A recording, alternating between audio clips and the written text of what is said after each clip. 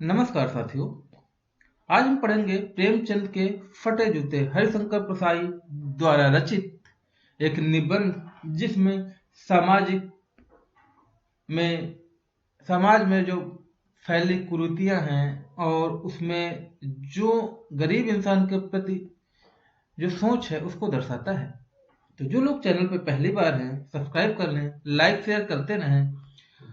इससे आपके साथ साथ अन्य लोगों का भी फायदा हो सकता है।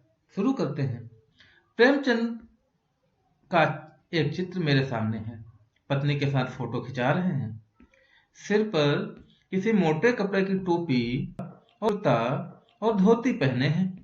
कनपटी चिपकी है, गालों की हड्डियां उभर आई हैं, पर घनी मूछे चेहरे को भरा भरा बतलाती हैं। लेखक महोदय ने बताया, परसाई जी ने, कि एक चित्र है प्रेमचंद जी का उनके सामने। उन्होंने बताया कि पत्नी के साथ फोटो खिंचा रहे हैं और सर पे टोपी है मोटे कपड़े की, कुर्ता धोती पहने हैं, कनपटी चिपकी है क्योंकि शायद वृद्धावस्था की तरफ अग्रसर होंगे और इसीलिए गालों की हड्डियां जो थी वो उभर आई थी। लेकिन अगर चेहरे पे घनी मूछें थी तो चेहरा जो है भरा भरा लग रहा था। कैनवस, गाँव में कैनवस रेक्सिन बोलते हैं हम लोग उसको कैनवस बोला जाता है। कैनवस के जूते हैं जिनके बंद बेतरतीब बंधे हैं। बंद मतलब होते हैं फिती, लेस, जिसको आजकल अंग्रेजी में बोलते हैं, और बेतरतीब मतलब बिना अजीब ढंग से बने। लापरवाही से उपयोग करने पर बंद के सिरों पर की लोहे की पतली निकल जाती है और छेदों में परेशानी होती है। तब बंद कैसे भी कस लिए जाते हैं। यहाँ पे लोहे की पतली क्या होती है, पर आपका नुकीला भाग होता है, बिल्कुल आगे का, ठीक है, गोल गोल सा, उसको पतली बोलते हैं। ठीक है, कह रहे हैं वो निकल गई है तो लेस को जो है डालने में दिक्कत हो रही है। दाहिने पांव का जूता ठीक है मगर बाएं जूते में बड़ा छेद हो गया है जिससे उनकी अंगुली बाहर निकल आई है। जूता फट गया है ये कह लीजिए, और जिससे उंगली बाहर निकल आई है। मेरी दृष्टि जूते पर अटक गई है। सोचता हूँ फोटो खिंचवाने की अगर यह पोशाक है तो पहनने की कैसी होगी। उन्होंने कहा कि अगर इतनी इस बेतरतीब तरीके की पोशाक है प्रेमचंद जी के पास में जो फोटो खिंचवाने के लिए पहनते हैं, वो तो पहनने वाली कैसी होगी। इस लाइन के भाव से अर्थ स्पष्ट हो जाना चाहिए आप लोगों को कि हरिशंकर प्रसाई जी ये सोच रहे हैं कि कितने गरीब थे प्रेमचंद जी। नहीं, इस आदमी की अलग अलग पोशाकें नहीं होंगी, इसमें पोशाकें बदलने का गुण नहीं है, यह जैसा है वैसा ही फोटो में खिंच जाता है। उन्होंने फिर कहा कि ये ऐसा आदमी नहीं है कि दिखावा करे, दिखावेपन से बहुत दूर, जैसा है वैसा फोटो खिंचवा लेता है। मैं चेहरे की तरफ देखता हूँ। क्या तुम्हें मालूम है मेरे साहित्यिक पुरखे की तुम्हारा जूता फट गया है और उंगली बाहर दिख रही। उन्होंने फोटो से बात करते हुए कहा साहित्यिक पुरखे इसलिए क्योंकि प्रेमचंद जी साहित्य की दुनिया के सबसे पूर्वज लेखकों में से एक हैं। ठीक है, इस वजह से उन्होंने कहा कि क्या तुम्हारा जूता फट गया है, आपको पता है,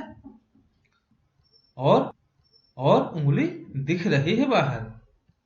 क्या तुम्हें इसका जरा भी एहसास है, जरा लज्जा, संकोच या झेप नहीं है। तो ये सारी चीजें उनसे कह रहे हैं। क्या तुम इतना भी नहीं जानते कि धोती को थोड़ा नीचे खींच लेने से अंगुली ढक सकती है। उन्होंने कहा कि अगर आपको खिंचवाना ही था फोटो तो आप इतना कर लेते कि धोती अगर नीचे खींच लेते तो उंगली ढक जाती, मगर फिर भी तुम्हारे चेहरे पर बड़ी बेपरवाही, बड़ा विश्वास है। क्या लगे, ये सारी चीजें होने के बाद कि फटा जूता आपने पहना है, चेहरे पर जो भाव हैं वो बहुत अच्छे हैं, बेपरवाह भाव है और विश्वास बहुत है। फोटोग्राफर ने जब रेडी प्लीज कहा होगा तब परंपरा के अनुसार तुमने मुस्कान लाने की कोशिश की होगी। दर्द के गहरे कुएं के तल में कहीं पड़ी मुस्कान को धीरे धीरे खींचकर ऊपर निकाल रहे होंगे कि बीच क्लिक करके फोटोग्राफर ने थैंक यू कह दिया होगा। प्रेमचंद जी के हृदय के भावों को उजागर करने की चेष्टा की है। जीवन में अपने स्वभाव से बहुत ही सरल और बहुत ही विश्वास खुद पर करने वाले, जीवन की गहराइयों में कितना दर्द, ये उनकी पोशाक से पता चलता है। उनकी पोशाक को देखकर, उनके हृदय में उतरकर, उनके अंदर के जो दर्द हैं उनको बयां करने की कोशिश की। जब फोटोग्राफर ने कहा कि रेडी प्लीज, तो अक्सर जो मुस्कुराने का एक चलन होती है, झूठी मुस्कान जिसको कह सकते हैं, उस समय बनावटी मुस्कान, प्रेमचंद जी ने भी कुछ यूं ही किया होगा। चेहरे पर मुस्कान लाने की कोशिश कर रहे होंगे। क्लिक क्लिक की आवाज हुई और फोटोग्राफर ने कहा थैंक यू। मतलब उस समय फोटो खींची जा चुकी थी।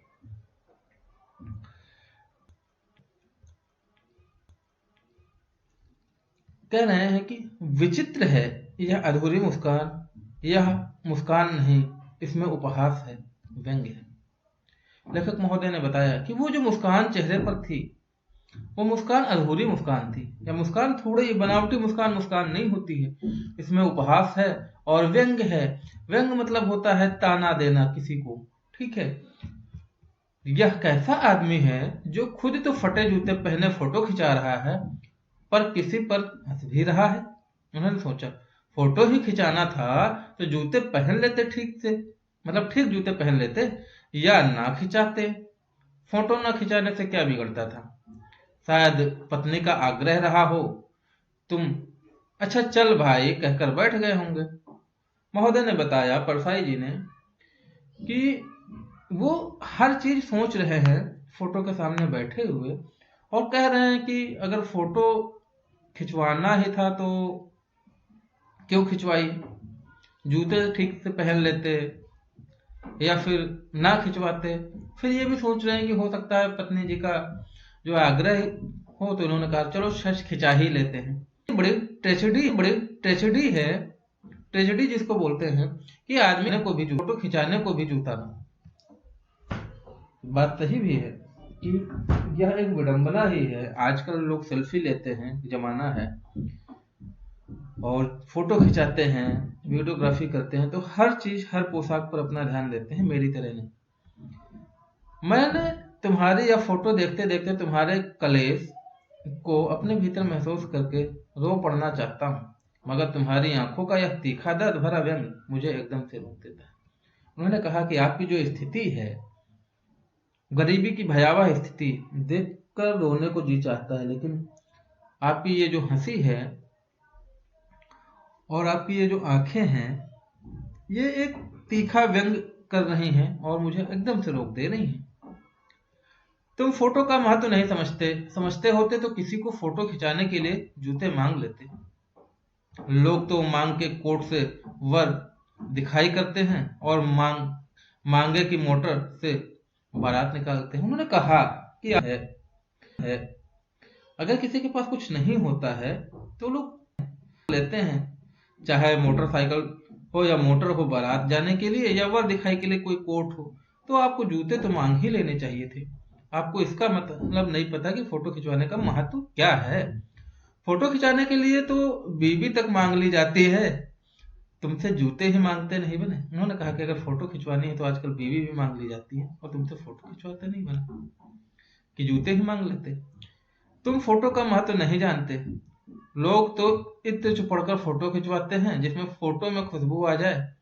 गंदे से गंदे आदमी की फोटो भी खुशबू देती है। कहने लगे लोग तो आजकल सेंट वगैरह यूज करते हैं, लेकिन आपने जो है गलत किया।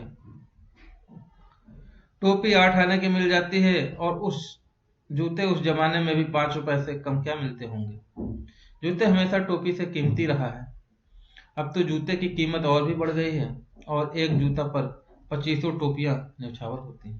कहने पहले 8 आने की टोपी मिलती थी तो जूते का उन्होंने रेट अनुमान किया कि 5 रुपए से क्या ही कम रहा होगा, और इन्होंने कहा कि जो आपका जूता रहा है वो हमेशा टोपी से कीमती ही रहा है, और आजकल कीमत बढ़ गई है तो ऐसी एक जूते पर 2500 टोपियां न्यौछावर हो जाती हैं। तुम भी तो जूते और टोपी के आनुपातिक मूल्य के बारे मारे हुए थे। यह विडंबना मुझे इतनी तीव्रता से पहले कभी नहीं चुभी जितनी आज चुभ रही है। जब मैंने तुम्हारा फटा जूता देख रहा हूं तुम महान कथाकार, उपन्यास सम्राट, युग प्रवर्तक, जाने क्या क्या कहलाते थे, मगर फोटो में भी तुम्हारा जूता फटा हुआ है। उन्होंने कहा कि आपका फोटो देखा तो विडंबना जो हुई और जो बातें आज चुभ रही हैं फटा जूता देखकर, इससे पहले कभी चुभी नहीं मुझे। कि भले आप अपने समय के महान कथाकार, उपन्यास सम्राट, कहानीकार, युग परिवर्तक या कुछ भी कहलाते रहे हों, लेकिन जो जूता तुम्हारा फटा हुआ है ये ठीक बात नहीं। मेरा जूता कोई अच्छा नहीं है, ये ऊपर से अच्छा दिखता है, अंगुली बाहर नहीं निकलती, पर अंगूठे के नीचे तला फट गया है। तला मतलब सोल होता है, ठीक है। अंगूठा जमीन से घिसता है और पैनी मिट्टी पर कभी रगड़कर लहूलुहान भी हो जाता है। परसाई जी ने अपनी बात यहाँ पर की। कह रहे हैं मेरा जूता ऊपर से देखता ठीक है लेकिन अच्छा नहीं है, अंगुली बाहर नहीं निकलती मतलब बाहर की तरफ फटा नहीं है, लेकिन अंगूठे के नीचे का तला फट गया है। जो कि अक्सर अंगूठा जो है जमीन में घिसता रहता है, कभी कभी पैनी मिट्टी पड़ जाती है तो लहूलुहान हो जाता है, मतलब ब्लीडिंग हो जाती है, खून निकल जाता है। पूरा तला गिर जाएगा, पूरा पंजा छिल जाएगा, मगर उंगली बाहर नहीं दिखेगी। उन्होंने कहा, ये व्यंग्य है एक। उन्होंने कहा कि इस तरीके का मेरा जूता है कि उंगली बाहर नहीं दिखेगी लेकिन सारे कर्म हो जाएंगे अंदर। तुम्हारी उंगली दिखती है पर पांव सुरक्षित है, मेरी उंगली ढकी है पर पंजा नीचे घिस रहा है। तुम पर्दे का महत्व नहीं जानते, हम पर्दे पर कुर्बान हो रहे हैं। उन्होंने कहा कि आपकी और मेरी स्थिति लगभग बराबर है, लेकिन आप पर्दे का महत्व नहीं जानते, क्योंकि मेरी उंगलियां ढकी हुई हैं और नीचे से जो है हमें दुख दर्द सहना पड़ रहा है, लेकिन आपके सारे दुख दर्द सहते हुए आपकी उंगली बाहर दिखी थी। तुम फटा जूता बड़े ठाठ से पहने हो, मैं ऐसा नहीं पहन सकता। फोटो तो जिंदगी भर इस तरह नहीं खिंचाऊ, चाहे कोई जीवनी बिना फोटो के ही छापते। उन्होंने कहा कि भले आपने फटा जूता बड़े ठाठ से पहना हो, बहुत अच्छे से पहना हो, लेकिन मैं नहीं पहन सकता, क्योंकि फोटो की जिंदगी भर नहीं खिंचाऊंगा ऐसे फटे हुए जूते में। अगर कोई जीवनी छापना चाहे मेरी, तो चाहे भले बिना ऐसे छाप दे फोटो के। तुम्हारी यह व्यंग मुस्कान मेरे हौसले पस्त कर देती है। क्या मतलब है इसका? कौन सी मुस्कान है यह? क्या होरी का गोदान हो गया? क्या पूस की रात में नील गाय हल्कू का खेत चल गई? क्या सुजान भगत का लड़का मर गया क्योंकि डॉक्टर साहब क्लब छोड़ नहीं सकते थे? नहीं लगता, नहीं मुझे लगता है माधव औरत के कफन के चंदे की शराब पी गया, वही मुस्कान मालूम होती है। ये 4-5 लाइनें हैं, बहुत महत्वपूर्ण हैं, और अगर आपने कभी प्रेमचंद को पढ़ा है तो ये लाइनें पढ़ महज एक एक लाइन पढ़ने के बाद आपको हर उस रचना का स्मरण हो जाना चाहिए जो मुंशी प्रेमचंद जी द्वारा रचित है। मुझे नहीं पता कि आपने कितना पढ़ा है, लेकिन मैं आपको बता देता हूँ। होरी ये गोदान का कथा नायक है, और पूस की रात, हल्कू आपको याद आया होगा, ये पूस की रात की कहानी है जिसमें हल्कू रात में खेतों की रखवाली किया करता है और नील गाया करके खेत चल जाती है। सुजान भगत का लड़का मर गया और डॉक्टर साहब क्लब छोड़कर नहीं आ सकते थे। आपने शायद मंत्र नाम की कहानी पढ़ी होगी, बहुत ही दर्दनाक। ऐसी कहानी शायद किसी और कहानीकार के द्वारा लिखना मुमकिन नहीं है। ये मंत्र है, मंत्र का है। और ये कफन, माधव की औरत मर जाती है और माधव कफन के चंदे से शराब पी जाता है। चारों कहानियां ये बहुत ही महत्वपूर्ण, समाज को एक नई दिशा, एक नई दशा प्रदान करने वाली है। निवेदन है आप पढ़िएगा जरूर। कुछ चीजें हैं जो परीक्षा से इतर भी लोगों को जानना चाहिए। मुझे जब भी मौका मिलता है मैं ये सारी चीजें पढ़ता रहता हूँ। हिंदी का विद्यार्थी न रहने के बावजूद भी मुझे हिंदी से लगाव है। चलिए शुरू करते हैं। मैं तुम्हारा जूता फिर देखता हूं कैसे फट गया है। यह मेरी जनता के लेखक क्या बहुत चक्कर काटते रहे? क्या बनिए की तगादे से बचने के लिए मील 2 मील का चक्कर लगाकर लौटते रहे? उन्होंने फिर कहा कि जूता फट कैसे गया है देखता हूं, शायद बहुत चक्कर काटते रहे होंगे। या फिर बनिए के तगादे के लिए मील 2 मील का चक्कर काटते कर लौटते रहे होंगे। ऐसी सारी चीजें हैं। चक्कर लगाने से जूता फटता नहीं है, घिस जाता है। और कुंभन दास का जूता भी फतेहपुर सीकरी आने जाने में घिस गया था। उसे बड़ा पछतावा हुआ। उसने कहा, आवत जात पनैया घिस गई, बिसर गयो हरिनाम। आप ये फोटो देख रहे हैं, ये मुंशी प्रेमचंद जी द्वारा जो फिल्माया गया है, और ये फटा हुआ आप निशान देख पा रहे होंगे। ये जो निशान है, ये फटे हुए जूते जहाँ पे उंगलियां झांक रही हैं। ठीक है। उन्हें कहा कि कुंभन दास जी जो थे, एक बड़ा नाम है, जो फतेहपुर सीकरी जाने आने से उनका जूता घिस गया था, और उसे बड़ा पछतावा हुआ। उसने कहा था, आवत जात पनैया घिस गए, बिसर गयो हरिनाम। एक लाइन उन्होंने बोली थी कुंभन दास ने कि आवत जात पनैया घिस गई, बिसर गयो हरिनाम। आवत जात मतलब आना जाना, पनैया मतलब होती है पनही, जूती, जूता जो भी कह सकते हैं। घिस गए मतलब होता है घिस जाना, बिसर मतलब होता है भूलना, गयो मतलब जाना, और हरिनाम मतलब प्रभु का नाम। वो कह रहे हैं कि आते जाते जो है जूता घिस गई, और इतनी मेहनत में भगवान का नाम भी भूल गया है।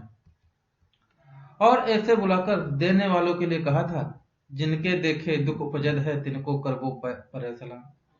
कहना कि और ऐसे बुलाकर देने वालों के लिए ये कहा था कि जिनके देखे दुख उपजत है, तिनको करबो परे सलाम। कहना कि ऐसे इंसान जिनको देखने से दुख और पीड़ा हरी हो जाती है, ठीक है, उनको भी सलाम करना पड़ता है। चलने से जूता घिसता है, फटता नहीं। तुम्हारा जूता कैसे फट गया? फिर परसाई जी जो है एक प्रश्नवाचक ढंग से पूछ रहे हैं। मुझे लगता है तुम किसी सख्त चीज को ठोकर मारते रहे हो। कोई चीज जो परत पर परत सदियों से जम गई है, उसे शायद तुमने ठोकर मार मार कर अपना जूता फाड़ दिया।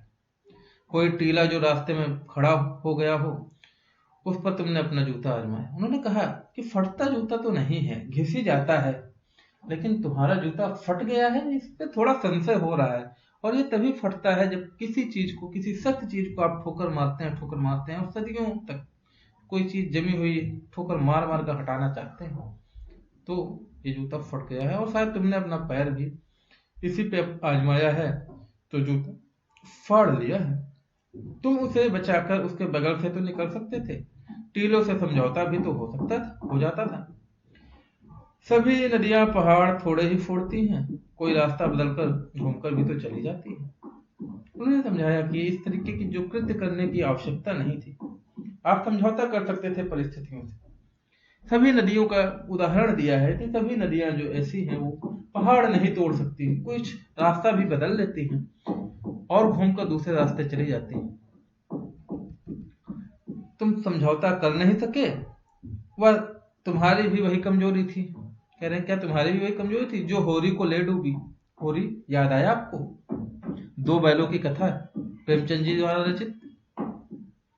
होरी कौन था? गया का साला। याद करते चलिएगा, कनेक्ट करता चलूंगा मैं।